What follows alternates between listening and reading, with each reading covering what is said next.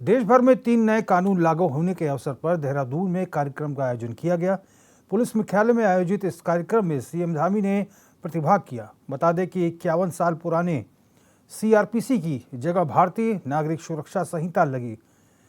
भारतीय दंड संहिता की जगह भारतीय न्याय अधिनियम बीएनएस लेगा और इंडियन एविडेंस एक्ट की जगह भारतीय साक्ष्य अधिनियम यानी कि बीएसए के प्रावधान लागू होंगे।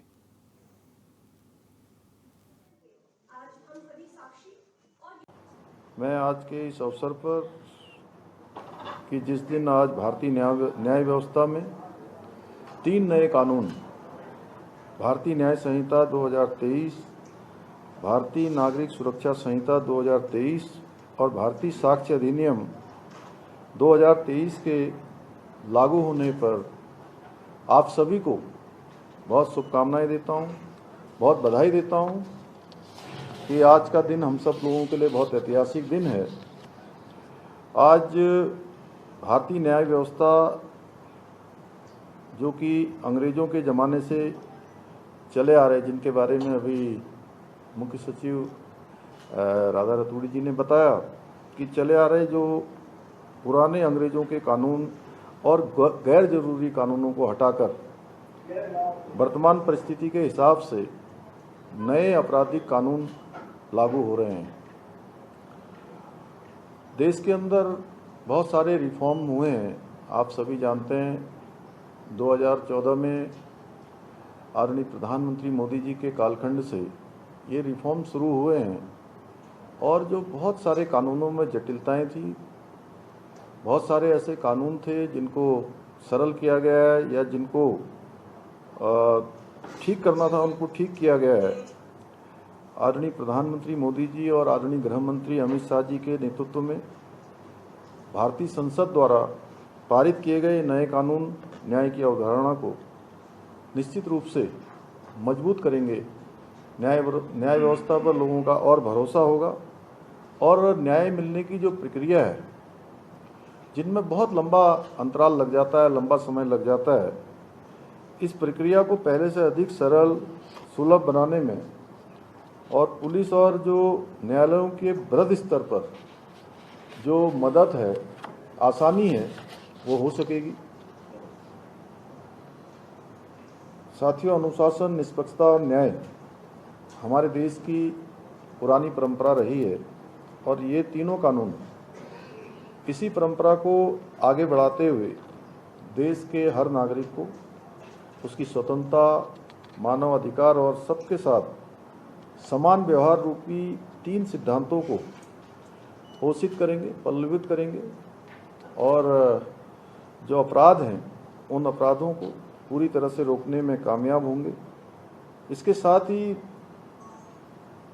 ये कानून जो हमारी गुलामी की मानसिकता को मिटाने और औपनिवेशिक कानूनों से मुक्ति दिलाने की, जो प्रधानमंत्री जी ने कहा है कि भारत गुलामी की मानसिकता से बाहर निकलकर एक भारत और श्रेष्ठ भारत, एक नए भारत का निर्माण करना है, विकसित भारत के संकल्प को आगे बढ़ाना है। वो मोदी सरकार की जो प्रतिबद्धता है, उस प्रतिबद्धता को भी दर्शाते हैं।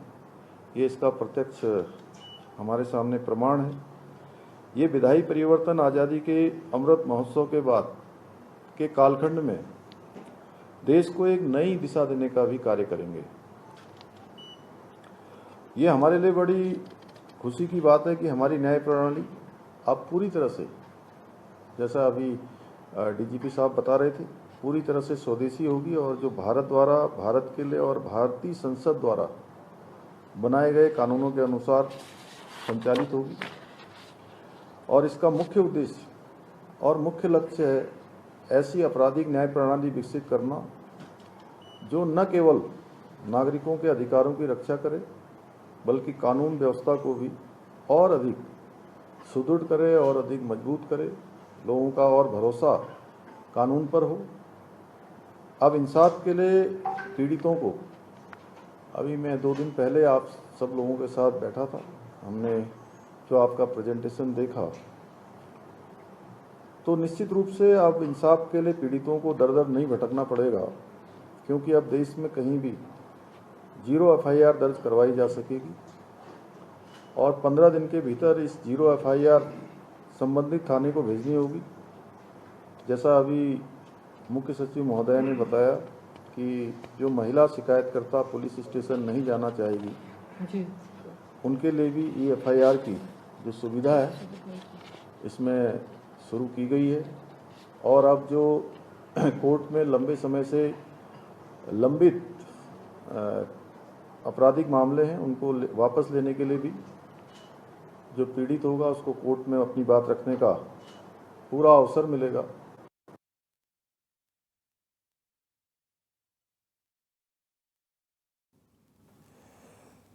CM Pushkar Singh Dhami active mode पर नजर आ रहे हैं। हाल ही अपने दिल्ली दौरे से लौटने के बाद अब सीएम धामी लगातार बैठक कर रहे हैं। सीएम का कहना है कि पीएम मोदी बाबा केदार की भूमि से कई बार इस बात को कह चुके हैं कि 21वीं सदी का तीसरा दशक उत्तराखंड का दशक होगा और उसके लिए लगातार प्रयास भी जारी हैं।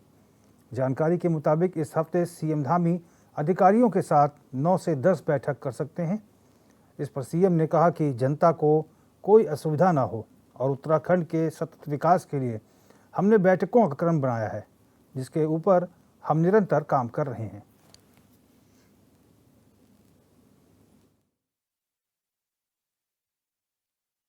राज्य को चूँकि हमारे आदरणीय प्रधानमंत्री जी ने तीसरी बार देश का फिर से काम उन्होंने शुरू कर दिया है, तीसरी बार देश के प्रधानमंत्री बन गए हैं और एक बार नहीं अनेक बार बाबा केदार की भूमि से सबसे पहले उनके मुंह से निकला था कि ये 21वीं सदी का तीसरा दशक उत्तराखंड का दशक होगा। तो निश्चित रूप से उस सब के लिए सारे उत्तराखंड वासी एक संकल्प लेकर आगे बढ़ रहे हैं कि 21वीं सदी का तीसरा दशक उत्तराखंड का दशक हो। मैं राज्य का मुख्य सेवक होने के नाते हमारी पूरी सरकार, पूरी मशीनरी लगातार कामों को आगे बढ़ाए, लगातार उसकी समीक्षा करे, जहाँ जो कमी है उसको ठीक करे और सुशासन और विकास के मामले पर तेज गति से आगे बढ़े। इसलिए हम लोगों ने ये समीक्षा और ये बैठकों का क्रम बनाया हुआ है और ये क्रम निरंतरता से जारी रहेगा। उसके पीछे हेतु है कि जनता को किसी प्रकार की तकलीफ न हो, उनको आसानी से उनके काम हो, कहीं पर भी जो है उनको परेशान न होना पड़े।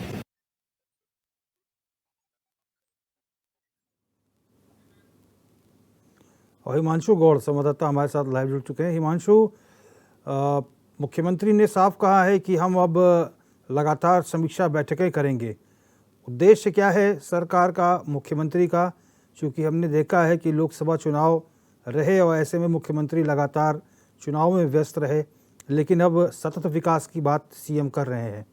सतत विकास के तहत जो है सतत बैठकें भी अब होंगी। कहाँ कहाँ और कितनी बैठकें सीएम लेने वाले हैं और ये बैठकों का जो सिलसिला है कब तक चलेगा? जी बिल्कुल रोहित, क्योंकि लोकसभा चुनाव हमने देखा था किस प्रकार मुख्यमंत्री पुष्कर सिंह धामी लगातार चुनाव प्रचार में व्यस्त थे और उसके बाद अब जैसे ही सीएम धामी चुनाव के बाद अब क्योंकि फ्री हुए हैं और उसके बाद लगातार जो है उत्तराखंड में बैठकों का दौर जारी है। क्योंकि मैं बात करूँ, चार धाम यात्रा अपने पीक पर है। ऐसे में 30 लाख से ज़्यादा श्रद्धालु जो है वो अभी तक चार धाम यात्रा के दर्शन कर चुके हैं और अब क्योंकि मानसून सीज़न का जो है आगमन उत्तराखंड में हो गया है, मानसून ने उत्तराखंड में दस्तक दे दी है और ऐसे में तमाम तैयारियां वो एक चिंताजनक विषय बन जाती है क्योंकि विषम भौगोलिक परिस्थितियां प्रदेश की हैं, पहाड़ी प्रदेश है, पर्वतीय प्रदेश, और ऐसे में तमाम व्यवस्थाएं, चाहे मैं बात करूं पेयजल व्यवस्था हो, विद्युत आपूर्ति हो, सिंचाई व्यवस्था हो या आपदा प्रबंधन विभाग हो, NDRF है, DDRF है, SDRF है, खाद्य सुरक्षा विभाग हो या पेयजल विभाग हो, PWD विभाग हो, आपदा प्रबंधन हो, विद्युत विभाग हो और तमाम ऐसे विभाग, चाहे स्वास्थ्य विभाग हो, क्योंकि अलर्ट मोड पर रहने की आवश्यकता इस समय सभी विभागों को। और लगातार क्योंकि मुख्यमंत्री पुष्कर सिंह धामी लगातार अधिकारियों को ये निर्देश दे रहे हैं कि आप अलर्ट मोड पर रहिए, कहीं पर भी कोई कमी नहीं आनी चाहिए। रही बात जो है बैठकों के सिलसिले की, तो वो लगभग इस हफ्ते जो है सूत्रों के हिसाब से जो खबर सामने आई है कि मुख्यमंत्री पुष्कर सिंह धामी जो है इस हफ्ते 9 से 10 बैठकें जो है लगातार कर सकते हैं। और क्यों आज ही सीएम धामी की जो 2 बैठकें वो से आज हुई हैं, उससे पूर्व सीएम ने जो 3 नए कानून लागू हुए थे उसमें हुए। इस हिसाब से आप देख सकते हैं कि 3 जो है बैठकें आज सीएम ले रहे हैं और कहीं ना कहीं क्योंकि इस समय कावड़ यात्रा भी उत्तराखंड में होनी है। तमाम प्रदेशों से जो है बड़ी संख्या में कावड़ यात्री जो है उत्तराखंड की तरफ रुख करते हैं। तो कहीं ना कहीं लगातार सीएम धामी अब एक्टिव मोड में नजर आ रहे हैं, अधिकारियों के साथ लगातार समन्वय बिठा रहे हैं। चाहे अधिकारियों को सीएम हेल्पलाइन के माध्यम से जो है निर्देशित करने की बात हो, उस पर अपना रजिस्ट्रेशन कराने की बात हो, तमाम बातें जो है सीएम अधिकारियों के साथ कर रहे हैं और लगातार ये कोऑर्डिनेशन बनाने की कोशिश सीएम धामी इस समय करते हुए नजर आ रहे हैं। हिमांशु, हमने देखा कि मुख्यमंत्री का जो शिकायती पोर्टल है 1905, उसमें ढेरों शिकायतें प्राप्त हुई है, लेकिन विभागीय अधिकारियों की हीला हवाली के चलते अब चूंकि मुख्यमंत्री लोकसभा चुनाव में कैंपेनिंग में व्यस्त थे, अधिकारी भी पूरी तरह से टाल मटोल करते रहे और ऐसे अधिकारियों को तलब भी किया है सीएम ने। करीब 100 से अधिक इनकी संख्या है। तो इसका मतलब मुख्यमंत्री अब खुद फ्रंट फुट पर आकर बैटिंग करने वाले हैं, यानी कि हर विभाग की समीक्षा बैठक सीएम खुद करेंगे कि कहां कहां अधिकारियों ने क्या क्या किया। जी बिल्कुल रोहित, क्योंकि अब लगातार देखा जा रहा है कि सीएम जो है फ्रंट फुट पर आ गए हैं और लगातार अधिकारियों को ये निर्देश दिए हैं। रही सीएम हेल्पलाइन पोर्टल 1905 की, तो उस पर क्योंकि अधिकारियों ने काम टलाई की थी, कई अधिकारियों ने जो है उस पर अपना रजिस्ट्रेशन नहीं कराया था। कई अधिकारियों के अगर रजिस्ट्रेशन थे तो वो काम टलाई उसमें कर रहे थे। अब ऐसे अधिकारियों पर सीएम ने जो है नकेल कसने का काम किया है। लगातार सीएम इस बात को कह रही हैं कि आप जो है इस पर अपना रजिस्ट्रेशन कराइए। जो अपराधी जनता की शिकायतों को नहीं सुनेगा उसके ऊपर कार्रवाई होगी। इसी के साथ ही जनता से भी लगातार सीएम ने जो है सीधा संपर्क साधा है और अधिकारियों को ये कड़ी हिदायत इस समय दी गई है कि आप सीएम हेल्पलाइन पोर्टल से जो भी शिकायतें आती हैं उस पर तत्काल प्रभाव से कार्रवाई कीजिए। अगर कार्रवाई नहीं होती है तो आपके ऊपर कार्रवाई होगी। तो ये अधिकारियों को सख्त निर्देश इस समय दिए गए हैं और लगातार मुख्यमंत्री पुष्कर सिंह धामी यहाँ पर आदेशित करने का काम हो, चाहे समन्वय बनाने का काम हो, चाहे अधिकारियों को निर्देशित करने का काम हो, तब इस समय फ्रंट फुट पर बैटिंग करते हुए पुष्कर सिंह धामी नजर आ रहे हैं। ठीक है हिमांशु, बहुत बहुत धन्यवाद तमाम जानकारी।